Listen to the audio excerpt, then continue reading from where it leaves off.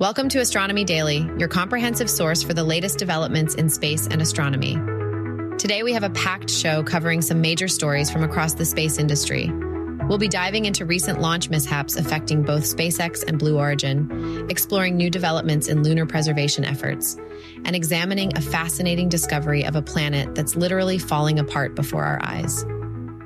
We'll also look at China's ambitious plans for the moon, get an update on NASA's Jet Propulsion Laboratory as it recovers from the LA fires, and discuss some significant changes coming to space industry regulation. Stay with me as we explore these fascinating developments that are shaping the future of space exploration and our understanding of the cosmos. Let's get started with today's news. In a significant development for the commercial space industry, the Federal Aviation Administration has opened dual mishap investigations into both SpaceX and Blue Origin, following partial failures of their respective rockets. The incidents occurred during this week's test flights of SpaceX's Starship and Blue Origin's New Glenn vehicles. Starting with SpaceX, their latest Starship test flight ended dramatically when the upper stage lost communications and subsequently exploded during its seventh test flight. The incident occurred approximately 8.5 minutes after launch from their Starbase facility in Texas. SpaceX has reported that preliminary data suggests a fire developed in the aft section of the ship, leading to what they diplomatically termed a rapid, unscheduled disassembly. Elon Musk later provided additional details, indicating that an oxygen and fuel leak in the cavity above the ship's engine firewall may have been the root cause. While the explosion created quite a spectacle visible as far as Turks and Caicos, fortunately, there have been no reported injuries. However, the FAA is still investigating potential property damage and flight disruptions to commercial aircraft. As for Blue Origin, their maiden launch of the New Glenn rocket encountered problems during the attempted recovery of its first stage booster. While the initial launch from Cape Canaveral Space Force Station went according to plan, the booster failed to successfully land on Blue Origin's cargo ship as intended. In response to these incidents, the FAA has effectively grounded both vehicles until the companies can demonstrate their safety for future flights. This means both SpaceX and Blue Origin must complete thorough investigations, implement any necessary corrective actions, and receive FAA approval before returning to flight operations.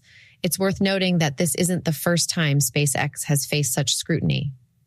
Following Starship's first launch attempt in April 2023, the FAA mandated 63 corrective actions before allowing subsequent launches.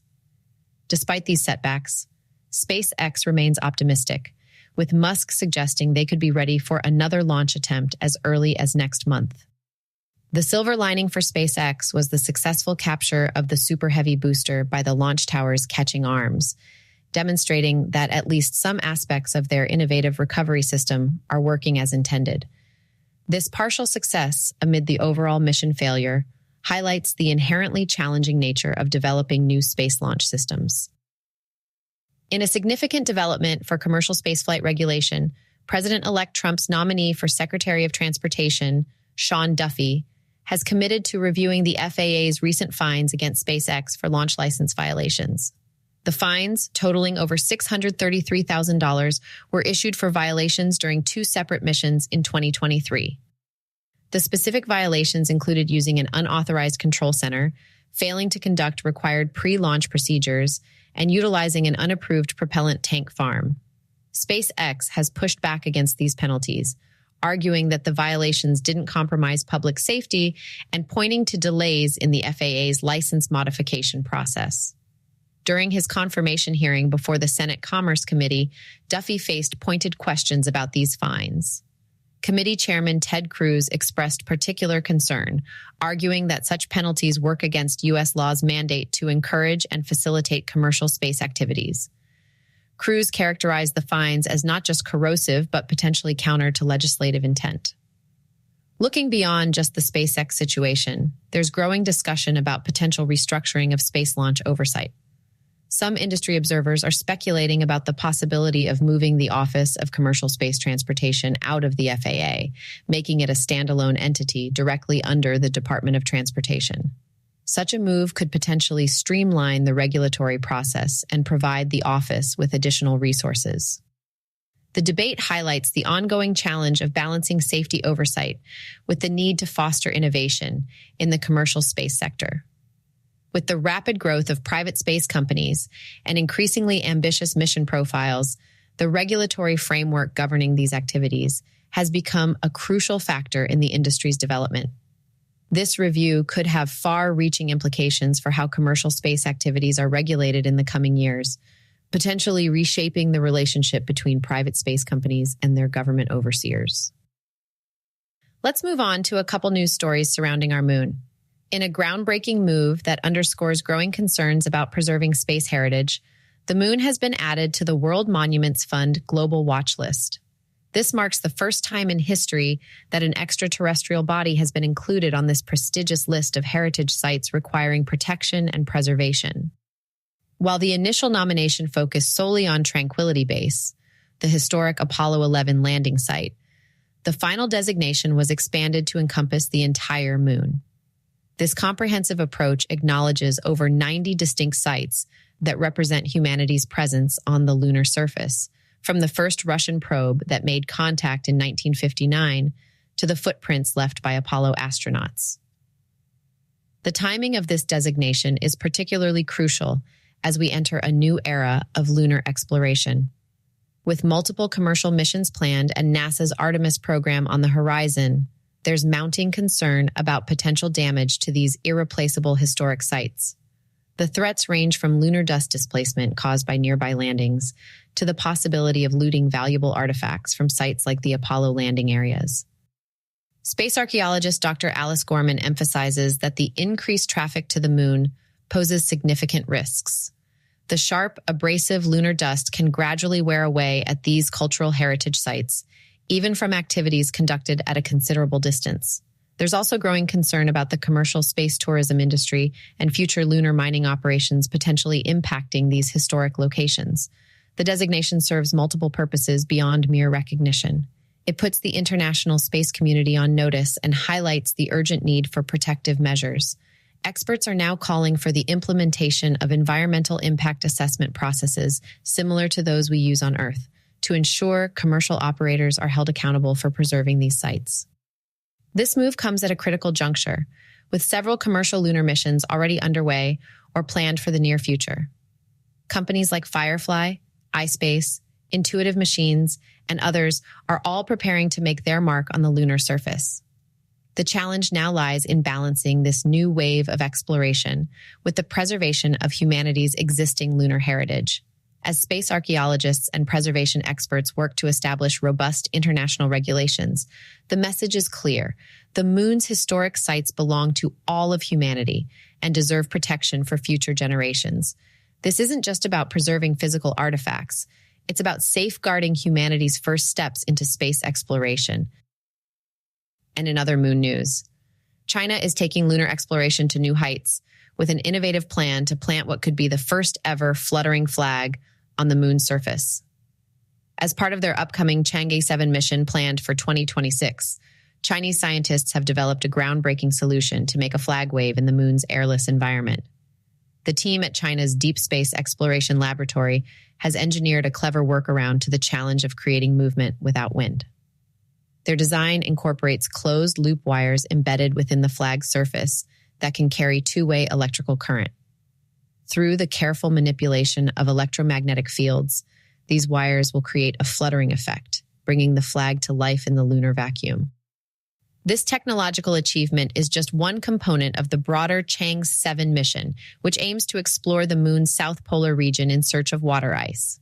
The mission represents another significant step in China's ambitious lunar exploration program, which includes plans for the International Lunar Research Station, a collaborative project with Russia and other international partners.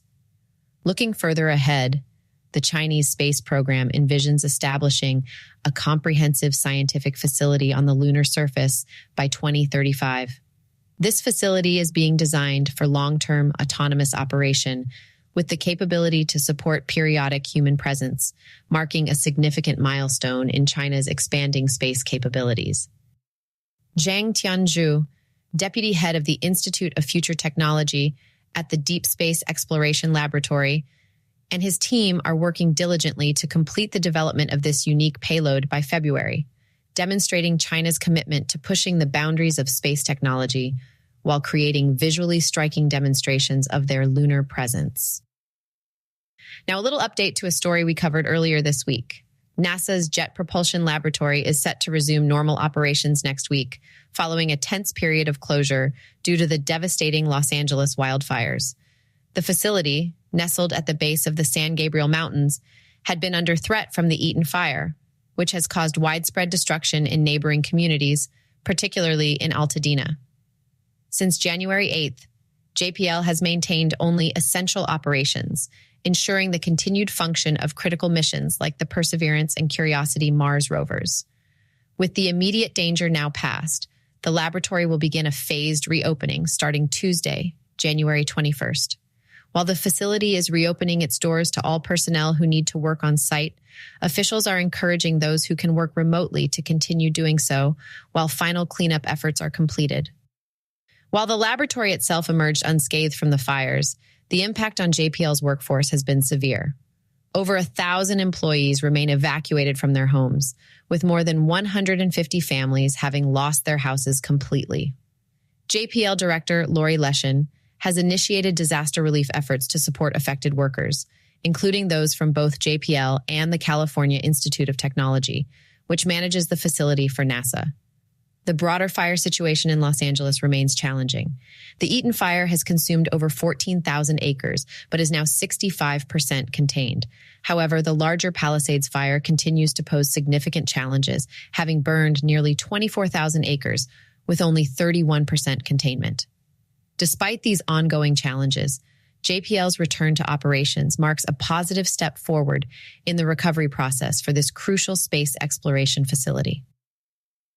Next up, in a groundbreaking discovery, astronomers have identified what they're calling the fastest disintegrating planet ever observed.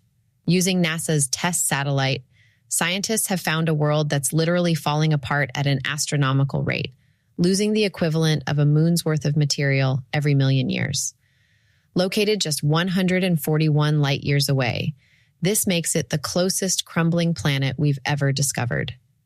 The planet, designated BD plus 054868 AB, is giving astronomers an unprecedented opportunity to peek inside the normally hidden interior of a terrestrial world. It's as if the planet is performing an autopsy on itself, spilling its guts into space for us to study. This remarkable find has caught the attention of two research teams who are now planning to use the James Webb Space Telescope to investigate further. What makes this planet particularly special is its proximity to its star and the dramatic way it's disintegrating. The planet orbits so close to its star that it completes a full orbit in just over 30 hours. This creates an enormous dust tail stretching an incredible 5.6 million miles, which actually blocks about 1% of its star's light when it passes in front of it. The dust trail itself tells a fascinating story, splitting into two distinct sections. Leading the planet is a trail of larger particles similar to desert sand, while following behind is a finer dust more like soot. This cosmic light show lasts for an impressive 15 hours during each transit. The planet's future, however, is rather grim. With only about a moon's worth of mass remaining and losing material at such a catastrophic rate, we're literally witnessing the final chapter in this world's existence. Scientists consider us incredibly fortunate to catch this cosmic event, as it represents one of only 4 known disintegrating planets among the more than 6,000 confirmed exoplanets in NASA's catalog. What makes this discovery even more valuable for researchers is that the host star is approximately 100 times brighter than similar systems we've studied before. This unprecedented brightness will allow scientists to gather extremely detailed data about the planet's composition and destruction process, potentially revealing new insights about planetary formation and evolution throughout our galaxy. And that's all for today's episode of Astronomy Daily. I'm Anna, and I want to thank you for joining me on this journey through the latest developments in space exploration and astronomical discoveries. If you'd like to stay up to date with all things space and astronomy, visit us at astronomydaily.io. There you can sign up for our free daily newsletter and access our constantly updating newsfeed. You'll also find all our previous episodes available for streaming. Connect with us on social media by searching for Astro Daily Pod on Facebook, X, YouTube, YouTube Music, and TikTok.